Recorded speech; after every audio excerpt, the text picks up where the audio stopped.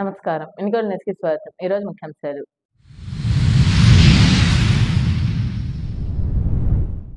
పశువులు చనిపోతే 21 రోజుల్లోనే పాడి రైతులు, జీవాల పెంపకదారులకు బీమా పరిహారం అందిస్తున్నామన్న ప్రభుత్వ chief whip Vinukonda MLA G V Anjaneyulu. నడిగడ్డలో ఉచిత పశు వైద్య శిబిరం.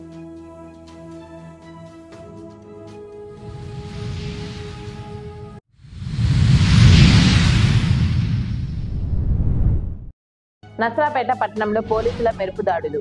డీఎస్పీ నాగేశ్వరరావు ఆధ్వర్యంలో బార్ షాప్, వైన్ లాడ్జీలపై దాడులు.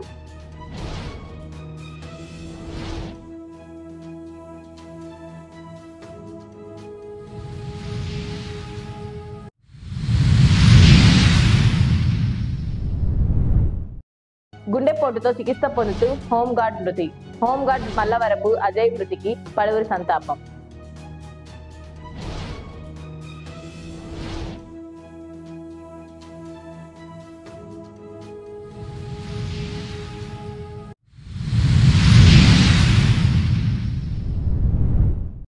రాష్ట్రంలో కూటమి ప్రభుత్వం వచ్చిన తర్వాత పశువులు చనిపోతే 21 రోజుల్లోనే పాడి రైతులు, జీవాల పెంపకదారులకు బీమా పరిహారం అందిస్తున్నామని ప్రభుత్వ chief whip Vinukonda MLA G V Anjaneyulu తెలిపారు. వినుకొండ మండలం నడిగడ్డలో రాష్ట్ర పశు సంవర్ధక శాఖ వ్యాధి నియంత్రణ పథకం ఆధ్వర్యంలో ఏర్పాటు చేసిన ఉచిత పశు ఆరోగ్య శిబిరాన్ని చీఫ్ విప్ జీవీ ఆంజనేయులు ప్రారంభించారు.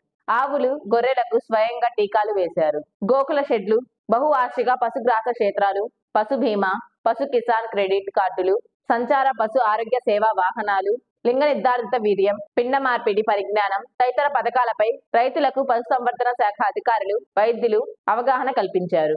ఈ సందర్భంగా చీఫ్ విప్ జీవీ మాట్లాడుతూ ఈ నెల 20 నుంచి 31 వరకు గ్రామాల్లో నిర్వహిస్తున్న ఉచిత పశు ఆరోగ్య శిబిరాలను రైతులు, పశువుల పెంపకదారులు సద్వినియోగం చేసుకోవాలన్నారు. పశు ఆరోగ్య శిబిరాల ద్వారా పశువులకు వైద్యం, గర్భకోశ వ్యాధులకు చికిత్స, వ్యాధి నిరోధక టీకాలు, నట్టల నివారణ మందుల పంపిణీ, వ్యాధి నిర్ధారణ పరీక్షలు చేస్తున్నామన్నారు. ఒక్కో నియోజకవర్గంలో 2 సంచార పశు ఆరోగ్య సేవ వాహనాల ద్వారా సేవలు అందిస్తున్నామన్నారు. ఈరోజు రాష్ట్ర వ్యాప్తంగా గ్రామాన పశు వైద్య శిబిరాలని ప్రభుత్వం నిర్వహిస్తూ ఉంది. ఈ అవకాశాన్ని రైతు సోదరులందరూ కూడా సద్వినియోగం చేసుకోవాలని కోరుతా ఉన్నాం. ఈ పశు ఆరోగ్య శిబిరాల వల్ల పశు సంపద పెంచాలని, పశువుల మీద వచ్చేటువంటి పాడి పంటలు, పశువుల మీద వచ్చేటువంటి ఆదాయాన్ని పెంచాలని ఈరోజు ప్రభుత్వం ఒక సంకల్పంతో రైతులకు విశిష్టమైనటువంటి సేవలు అందిస్తూ ఉంది ప్రభుత్వం. ఈ పశు ఆరోగ్య కేంద్రాల ద్వారా పశువులకి నట్టల నివారణకి ఉచితంగా మందులు ఇస్తా ఉంది ప్రభుత్వం. అదేవిధంగా బలానికి ఉచితంగా మందులు ఇస్తా ఉంది. విటమిన్స్ కోసం ఉచితంగా మందులు ఇస్తా ఉంది ప్రభుత్వం. ఈ రోజు రాష్ట్ర వ్యాప్తంగా ఈ పశు వైద్య శిబిరాల ద్వారా పశువులకు మేలు చేసేటువంటి అనేక మందుల్ని ఈరోజు ప్రభుత్వం ఉచితంగా అందజేస్తా ఉంది. ఈ అవకాశాన్ని రైతు సోదరులందరూ కూడా సద్వినియోగం చేసుకోవాల్సిందిగా విజ్ఞప్తి చేస్తున్నాం. అలాగే సంచార పశు ఆరోగ్య సేవా వాహనాలు 1962 వెహికల్స్, 300 వెహికల్స్ ఈరోజు రాష్ట్ర వ్యాప్తంగా ఒక్కొక్క నియోజకవర్గంలో 2 వెహికల్స్ సంచార వైద్య వాహనాలని, సంచార పశు ఆరోగ్య సేవా వాహనాలని ఉపయోగిస్తా ఉన్నాము. దీన్ని రైతులు కూడా సద్వినియోగం చేసుకోవాల్సింది కోరుతున్నాము. గత ప్రభుత్వంలో ఈ 1962 పశువుల కోసం పశు ఆరోగ్య సేవా వాహనాలు అని చెప్పారు. 5 సంవత్సరాలు వైఎస్ఆర్ పాలన ఎక్కడైనా కనపడే వాహనాలు ఎందుకు కనపడలేదు? వైఎస్ఆర్ ప్రభుత్వంలో 1962 పశువులకు వైద్య సేవలు అందించే వాహనాలు ఏమైపోయినాయి? ఎందుకు కనిపించకుండా పోయినాయి? కానీ బిల్లులు మాత్రం 100 కోట్లు క్లెయిమ్ చేశారు. ఆ డబ్బులన్నీ లూటీ చేసింది వాస్తవం కాదా? 10 సంవత్సరాలు నేను జిల్లా ప్రెసిడెంట్ చేశాను. 5 ఏళ్లలో వైఎస్ఆర్ పాలనలో ఎక్కడైనా సరే జిల్లాలో ఎక్కడ కూడా సమైక్య గుంటూరు జిల్లాలో కానీ, పల్నాడు జిల్లాలో కానీ ఎక్కడ కూడా ఆ పశువుల వైద్యం కోసం ఒక్క వాహనం కనిపించలేదు. కోట్ల రూపాయలు ఈరోజు బిల్లులు క్లెయిమ్ చేసి లూటీ చేశారు ఆనాడు 5 సంవత్సరాల్లో. ఆ విధంగా పశువులకి నోరు లేని మూగ జీవాలకు కూడా అన్యాయం చేశారు వైఎస్ఆర్ పాలనలో. ఒక పక్క ప్రజలను మోసం చేశారు, మరో పక్క నోరు లేని జీవాలకు కూడా అన్యాయం చేశారు. నట్టల నివారణకి ఎప్పుడైనా ఒక్కరోజు మందులు ఇచ్చారా వైఎస్ఆర్ పాలనలో? ఎప్పుడైనా పశు వైద్య శిబిరాలు జరిపారా? కనీసం గోపాల మిత్రులకి జీతాలు ఇచ్చారా వైఎస్ఆర్ పాలనలో? ఎందుకు ఇవ్వలేకపోయారు మీరు? ఈ రోజు తెలుగుదేశం ప్రభుత్వం పశు సంపదని పెరిగితే, పాడి పరిశ్రమ పెరిగితే రైతులకు మంచి ఆదాయం వస్తుందని ఈరోజు విశ్వసిస్తా ఉంది ప్రభుత్వం. అందుకోసమే అనేక పథకాలని, గతంలో వైఎస్ఆర్ పాలన అసలు ఇన్సూరెన్స్ లేదు పశువులకి. 45,000 పశువులు చనిపోతే ఇన్సూరెన్స్ ఎందుకు ఇవ్వలేదు? 5 ఏళ్ల వైఎస్ఆర్ పాలనలో ఇన్సూరెన్స్ బీమా మేమే కడతాం, ఇన్సూరెన్స్ మేమే ఇస్తామని చెప్పినటువంటి జగన్మోహన్ రెడ్డి ఏం చేశాడు? ఎందుకు ఇవ్వలేదు? ఒక్క గేదె కన్నా ఇన్సూరెన్స్ ఇచ్చారా? అన్యాయం చేశారు రైతులకి మీరు. ఈ రోజు 20% రైతులు కట్టుకుంటే ఎస్సీ బీసీ ఎస్టీ రైతులు పేద రైతాంగం 20% మీరు బీమా రుసుము చెల్లిస్తే ప్రీమియంలు 80% ఈరోజు ప్రభుత్వం చెల్లించడానికి ముందుకు వచ్చింది.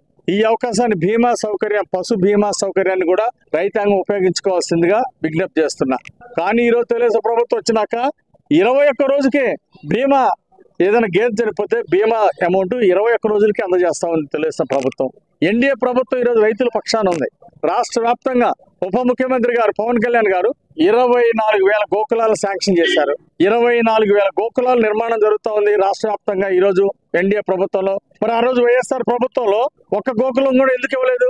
కనీసం 2019లో కట్టినటువంటి గోకులాలకి కనీసం బిల్లులు కూడా చెల్లించలేదు. గోకులాల వలన ఈరోజు చిన్న రైతాంగానికి ఎంతో మేలు జరుగుతూ ఉంది. పశువుల్ని గొర్రెలు మేకల్ని సంరక్షించుకోవడానికి షెడ్లు చాలా ఉపయోగపడతా ఉంది. కాబట్టి ఈ గోకులాల్ని ప్రతి ఊరికి 1-2 మళ్ళీ కొత్తగా శాంక్షన్ చేస్తా ఉంది ప్రభుత్వం. ఈ అవకాశాన్ని కూడా రైతులు సద్వినియోగం చేసుకోవాల్సిందిగా నేను విజ్ఞప్తి చేస్తున్నా. ప్రభుత్వం ఇచ్చేటువంటి మందులు ఇవి ఉపయోగించుకోవాలి. సంచార పశు ఆరోగ్య సేవా వాహనాలని ఈరోజు ప్రతి నియోజకవర్గంలో 2 వాహనాలు తిరుగుతూ ఉంటాయి. దీని ద్వారా కూడా రైతులకి మొబైల్ వెహికల్స్ ద్వారా కూడా విశిష్టమైన సేవలు అందిస్తా ఉంది తెలుగుదేశం ప్రభుత్వం, ఎన్డీఏ ప్రభుత్వం. దీన్ని సద్వినియోగం చేసుకోవాల్సిందిగా కోరుతూ ఈ డీవార్మింగ్ ఎప్పటికప్పుడు ఈ డీవార్మింగ్ మందులు తీసుకొని పశువులకి అందించినట్టయితే ఆ పశువులు ఆరోగ్యంగా ఉంటాయి. అదేవిధంగా ఎక్కువ పాలు ఇస్తుంది. అట్లాగే గడ్డి విత్తనాలు కూడా ఈరోజు ప్రభుత్వం అందజేస్తా ఉంది. దీన్ని కూడా రైతాంగం సద్వినియోగం చేసుకోవాల్సిందిగా కోరుతున్నా. పశు సంపద పెంచడం, పశువుల మీద ఆదాయం పెంచడం, పాడి శ్రమను పెంచడం, అలాగే గొర్రెల మేకల పెంపకాన్ని ప్రోత్సహించడం ద్వారా మాంసం పరిశ్రమను కూడా రాష్ట్రంలో అభివృద్ధి చేయడమే లక్ష్యంగా రైతులకి కొండంత అండగా నిలిచింది ఎన్డీఏ ప్రభుత్వం. ముఖ్యమంత్రి చంద్రబాబు గారు అనేక పథకాలను ఈరోజు సబ్సిడీలో రైతాంగానికి అందజేస్తున్నారు. బీమా ఇవన్నీ కూడా రైతులు సద్వినియోగం చేసుకోవాల్సిందిగా విజ్ఞప్తి చేస్తున్నారు. Thank you. గ్రామీణ ప్రాంతమైన శావలపురం మండలం కారుమంచిలో నూతనంగా కళా పరిషత్ ఆవిర్భవించింది. గుడిలేని దేవుడు రాముడు, తెలుగు వారి గుండెల్లోని రాముడు ఎన్టీఆర్ పేరు కలిసి వచ్చేలా శ్రీ తారక రామ కళా పరిషత్ అని నామకరణం చేసి సంక్రాంతికి 2 రోజుల పాటు మహిళలకు రంగవల్లుల పోటీలు, వివిధ ఆటల పోటీలు, బాలలకు డాన్స్ పోటీలతో పాటు వివిధ సాంస్కృతిక కార్యక్రమాలను ఘనంగా నిర్వహించారు. ఈ సందర్భంగా కారుమంచి గ్రామానికే చెందిన ప్రఖ్యాత హాస్య నటుడు చింతామణి నాటకంలో సుబ్బిశెట్టి పాత్ర ద్వారా లబ్ధ ప్రతిష్ఠుడైన స్వర్గీయ అర్వపల్లి సుబ్బారావు పేరిట అవార్డును ఏర్పాటు చేసి నాటక రంగ ప్రముఖుడు బెల్లంకొండ కోటయ్యను ఎంపిక చేసి అవార్డును ఇచ్చి ఘనంగా సత్కరించారు.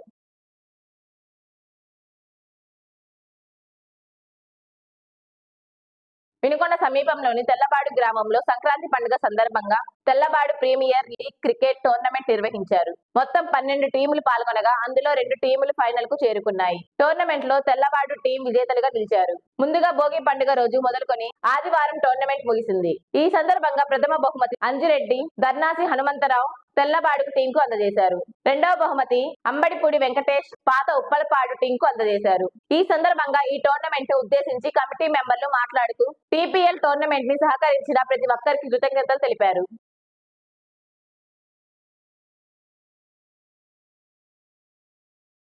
రాష్ట్రంలో కూటమి ప్రభుత్వం వచ్చిన తర్వాత నుంచి ముఖ్యమంత్రి చంద్రబాబు నాయుడు సీఎంఆర్ఎఫ్ ని ఆ పన్నుల పాలిట కొంగు బంగారంగా మార్చారని చీఫ్ విప్ వినుకొండ ఎమ్మెల్యే జీవి ఆంజనేయులు అన్నారు. సోమవారం స్థానిక క్యాంపు కార్యాలయంలో ఇద్దరికి సీఎం సహాయ నిధి నుంచి మంజూరైన ఆర్థిక సాయం చెక్కులను ఆయన అందజేశారు. బొల్లాపల్లి మండలం మేళవాగుకు చెందిన జొన్నలగడ్డ పేరమ్మకు 85,000 రూపాయలు, ఈపూరు మండలం వనికుంట వాసి బచ్చబోయిన వెంకటేశ్వర్లకు 50,000 రూపాయలు విలువైన చెక్కులను పంపిణీ చేశారు. బాధిత కుటుంబాలు జీవి ఆంజనేయులు సీఎం నారా చంద్రబాబుకు కృతజ్ఞతలు తెలియజేశారు.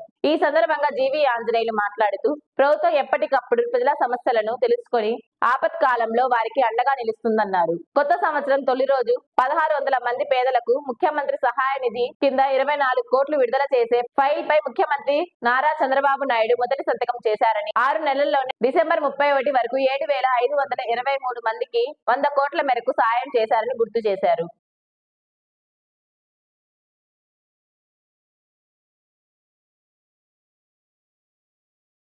నసరాపేట పట్టణంలో పోలీసులు మెరుపు దాడులు నిర్వహించారు. డీఎస్పీ నాగేశ్వరరావు ఆధ్వర్యంలో బార్ షాప్, వైన్ లాడ్జీలపై దాడులు నిర్వహించి తనిఖీలు చేపట్టారు. నసరాపేట పట్టణంలో అన్ని ప్రధాన ప్రాంతాల్లో భారీ సంఖ్యలో పోలీసులు ఆధ్వర్యంలో తనిఖీలు నిర్వహించారు.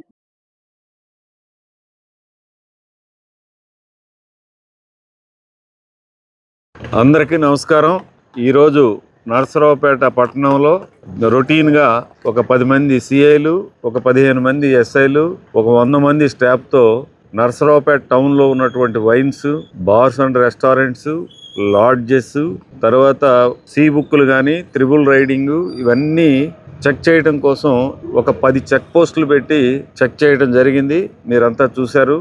ఇది ప్రతి ఎవ్రీ డే కొంతమంది స్టాఫ్తో చేస్తున్నాం. ఈరోజు మాసివ్గా చేయాలనే ఉద్దేశంతో ఈ చెక్ పోస్టులు పెట్టి ఇవన్నీ చెక్ చేస్తూ ఉన్నాం.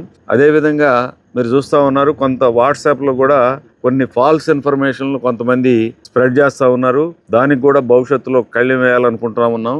మరి మీరందరూ కూడా, మీకు తెలుసు నరసరావుపేట పట్టణంలో బార్సు, హోటల్స్ కానీ, షాప్స్ కొద్దిగా ఎక్సెస్ టైం ఉంటున్నాయి అనేది కొంత మీ ద్వారా మాకు ఇన్ఫర్మేషన్ ఉంది. దానికి కూడా ఒకసారి హెచ్చరికగా ఈరోజు మొత్తం తిరుగుతూ ఉన్నాం. ఇవన్నీ తిరిగి వాళ్ళకు ఒక గైడ్ చేస్తున్నాం. మీరు ఈ టైంలో మీరు క్లోజ్ చేయాలి, క్లోజ్ చేయకపోతే భవిష్యత్తులో మీకు ఇబ్బందులు వస్తాయి అని ఈరోజు మేము అందరం కూడా మాసివ్గా అన్ని చెక్ చేయదలుచుకున్నాం, చేస్తున్నాం. భవిష్యత్తులో కూడా సర్ప్రైజ్డ్గా ఇలాంటి చెక్స్ ఇంకా చాలా ఉంటాయి. నేను మీ ద్వారా ప్రజలకు కానీ, యాంటీ సోషల్ ఎలిమెంట్స్ కానీ, రౌడీలకు కానీ ఒక హెచ్చరిక చేస్తా ఉన్నా. మీ లిమిట్స్లో మీరు కానీ ఉండకపోతే మీరు చాలా ఇబ్బందులు కొని తెచ్చుకుంటారు.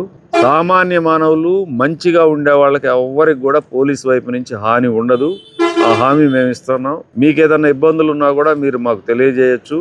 మంచి వారికి కంఫర్టబుల్గా తిరిగే అవకాశం ఉంది. చెడు వారికి మాత్రం కంఫర్ట్గా తిరిగి వాళ్ళు ఇష్టం వచ్చినట్టు వేరే వ్యవహారం చేస్తే మాత్రం తప్పనిసరిగా పనిష్మెంట్ ఇవ్వడం జరుగుతుందని మీ ద్వారా హెచ్చరిస్తూ, భవిష్యత్తులో కూడా రోజు ఈ రకమైనటువంటి చెకింగ్ ఉంటుంది. కాబట్టి ఎదవలకు మాత్రం బీ లిమిట్స్ అని చెప్పేసి మీ ద్వారా ఒక హెచ్చరిక చేస్తాం. Thank you. వినుకొండ నియోజకవర్గంలోని పలు పోలీస్ స్టేషన్లలో హోంగార్డ్ గా విధులు నిర్వహించిన మల్లవరపు అజయ్ మృతి చెందారు. అజయ్ కు గుండెపోటు రావడంతో గుంటూరులోని ఓ హాస్పిటల్ కి 4 రోజుల క్రితం తరలించి చికిత్స అందిస్తుండగా ఆదివారం మృతి చెందారు. మృతదేహాన్ని అతని స్వగ్రామం వినుకొండ మండలం అల్లుగుల కొత్తపాలెం గ్రామానికి తరలిస్తున్నారు. అతనికి భార్య, 2 పిల్లలు ఉన్నారు. వినుకొండ పట్టణంలోని తహసీల్దార్ కార్యాలయ ఆవరణలో ప్రకృతి వ్యవసాయ ఉత్పత్తుల విక్రయ కేంద్రం ప్రారంభించారు. మండలంలోని ఏనుగుపాలెం, శావలపురం మండలం, కార్మంచి గ్రామాల్లోని తమ స్థలాల్లో ఎటువంటి పురుగుల మందులు, ఎరువులు లేకుండా కూరగాయలు పండించినట్లు తెలిపారు. కార్యక్రమంలో శివలక్ష్మి, లక్ష్మీదుర్గ, తిరుపతిరావు, హనుమంతరావు, ICRPS సిబ్బంది పాల్గొన్నారు. వినుకొండ సమాప్తం. తిరిగి రేపటి న్యూస్లో కలుద్దాం. అంతవరకు సెలవు. నమస్కారం.